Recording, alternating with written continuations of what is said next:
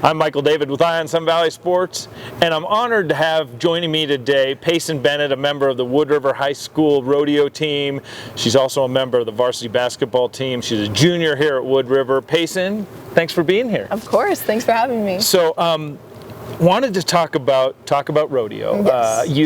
You've been on the back of a horse since you were probably about the time you could walk, huh? About the time my mom used to mess around and say I was born in a saddle. Born in the saddle. Yep. That's great. And has it always just been a passion for you, or did it develop over time? Always. I've never not been on the back of a horse. I can't see my life without it. Right. I haven't seen my life without it, so it's just always been there. It's a part of you, and obviously a big part for your family and everything too. Mm-hmm. But you could have gone other directions. You could have been kind of an equestrian, or you could have done other things. What was it about the rodeo that drew you in? It's adrenaline rush. I actually tried hunter jumping, and I competed once on a little pony when I was little, and we placed actually first. But it's not the same. You're not going as fast, and I don't know. It did adrenaline rush. Right. Mm-hmm. And how does it compare kind of to the team sports that you've played in? It's different, huh? It's a little different. It's still a team sport. You and your horse really have to connect. Yep. And it's hard when you don't.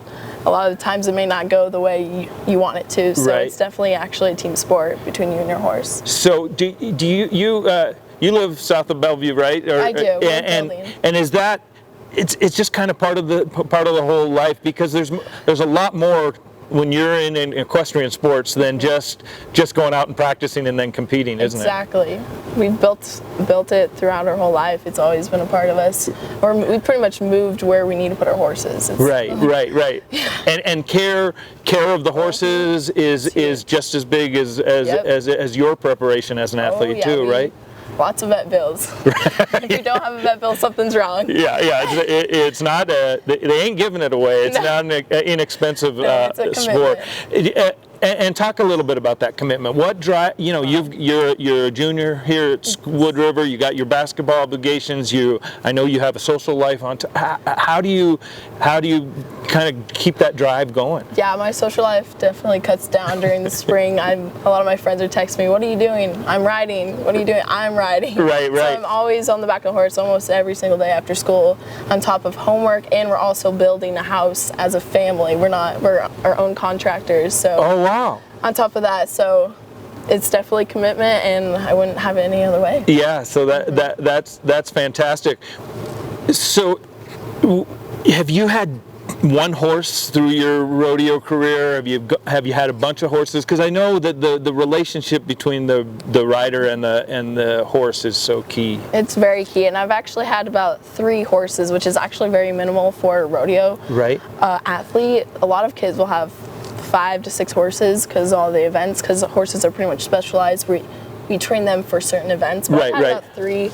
I started off on an Old Sorrel, and that was my guinea pig for my first couple of years. And then I moved to Jetta, my current horse that's actually out for the season right now. Right. And we've been competing for about 5 years together, and it's been pretty strong. Yep. And your events that you focus on are? Barrel racing and pole bending, and I used to go tie, but I wanted to save my knees for basketball. Right. So, but tell us a little bit for us novices or us lay people. What's the pole bending? Pole bending, you have 6 poles down the arena, and you actually run down. It's a serpentine. It's like a slalom exactly. kind of, right? And it's all timed. And if you knock a pole, it's 5 seconds added. And if you break the pattern, it's a disqualification. Okay. So, and then barrels are. I think most of us know what barrels are, but you're running around the barrels, and then and both of them are speed events. Yes. But the barrels is more kind of flat out go, right? You're flat out running. Yeah. You're going. And you mentioned a little bit you tried some roping stuff, but you decided to focus. Was it that you wanted to focus on the speed events? It's actually more that I didn't have a horse for it, because my barrel horse was too hot for it, which means she's gets too excited because I'm asking her to run, so right. It just was the horse situation, or I probably would have tried. So just like you mentioned, horses specialize, and then the athletes specialize too as well. So, that's so exciting. What I want to do is after we take a short break is talk about what's going on this season. You alluded to the horse being out for the season, and let's get into that after the break. We're just going to take a short break, and we'll be back with Payson Bennett. Welcome to Pure Body Bliss, your home in Haley for extraordinary movement training. Pilates, yoga, and fusion classes, as well as incredible massage. We specialize in private and semi-private sessions, dynamic group classes, and exceptional massage techniques to both realign and relax. At Pure Body Bliss, we have something for everyone, including restorative yoga, core-focused Pilates, and our studio-exclusive high-intensity burn classes, just to name a few.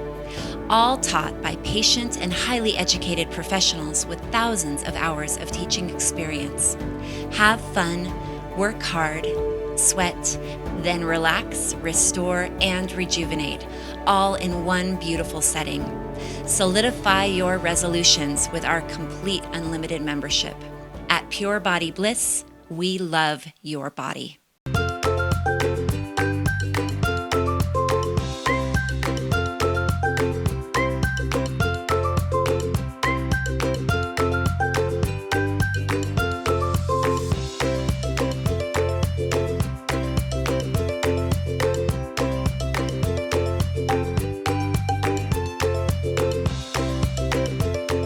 Better food, better price, better service.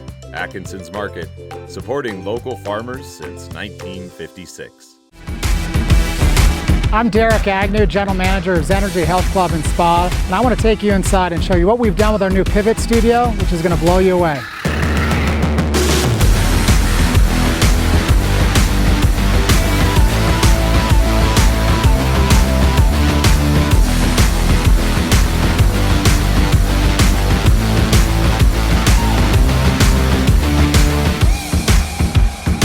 The therapists tell me that Pivot really is the game changer. It fills that final gap that we were missing at Zenergy, things they could not do in our main gym.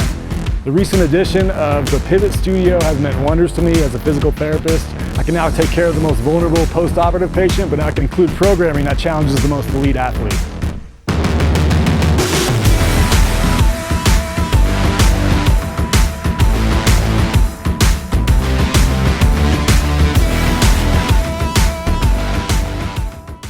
Welcome back. My guest is Payson Bennett.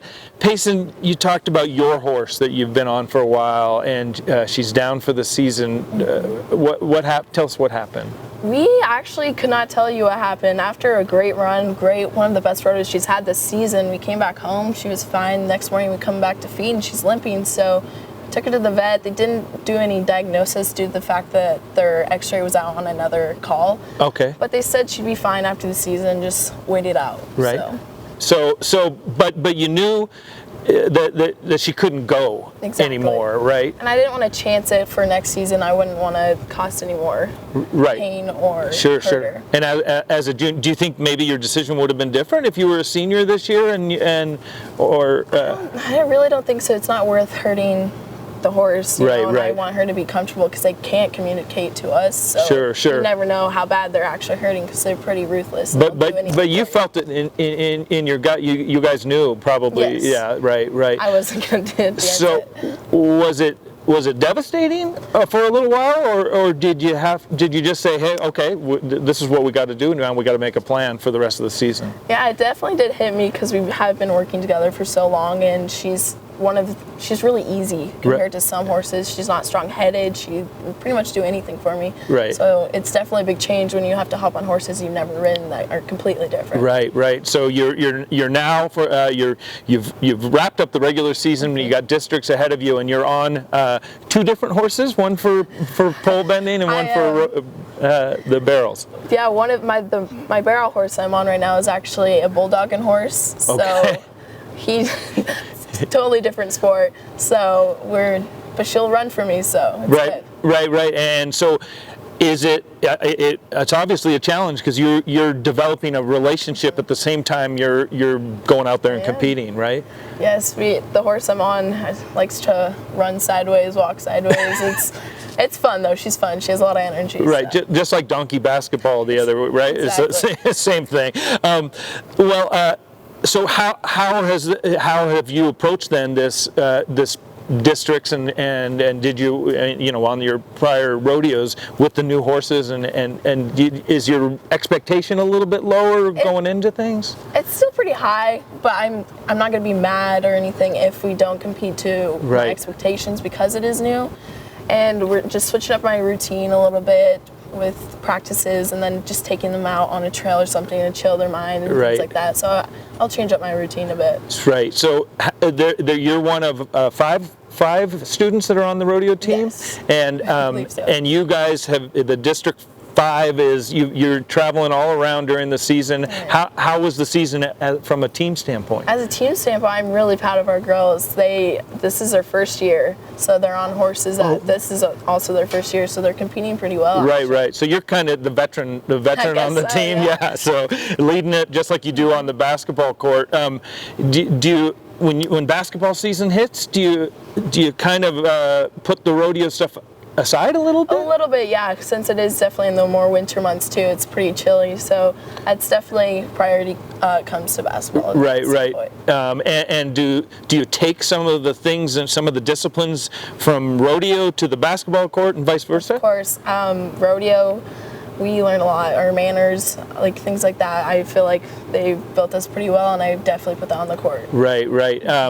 And you still have to do your schoolwork. How do you balance it all?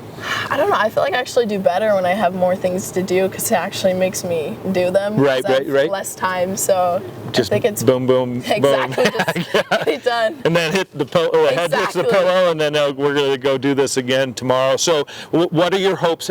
Districts are for your district, and then some people will qualify for state. I'm sitting 7th overall on polls right now, so I do have a chance. Okay. But on this new horse, I don't know. It's kind of unpredictable. If we keep the polls standing, we could have a good time and potentially make it to state. Right, so. right. And you've made state before in barrels or poles? Both, actually. And what's that experience like when you get all and there's some good rodeo athletes, I would imagine. It's lots of fun, and you see some crazy horses out there that will go through them like that. So it's definitely nerve-wracking because your game needs to be on, your horses need to be healthy. Right, right. When you're traveling, that's a huge thing. So. Well, it'll be exciting to see what you do in districts and maybe even state. We'll be watching you. You're a junior. Your horse will be back next year. What's your vision for rodeo in the future for Payson? Maybe go to college and rodeo. It's a free field, so we'll see. I don't know yet. Well, good luck. Good luck the rest of the way. We'll be watching you. It's so nice to get to know you, the rodeo side of you. I've seen you on the basketball court a lot, but good luck the rest of the way. Thank you. My guest has been Payson Bennett from the Wood River High School rodeo team. I'm Michael David with Eye on Sun Valley Sports, keeping my eye on Wood River Valley sports and Wood River Valley rodeo athletes for you. I moved out to Idaho 4 years ago, so I met a lot of people and I really, really like it here. In New York, I was always sort of introverted. When I came out here, that no longer was me. I became extroverted because the people here are so friendly and warm. You know, if you don't have something like that that brings you into other people's lives, it takes a long time to get to know people.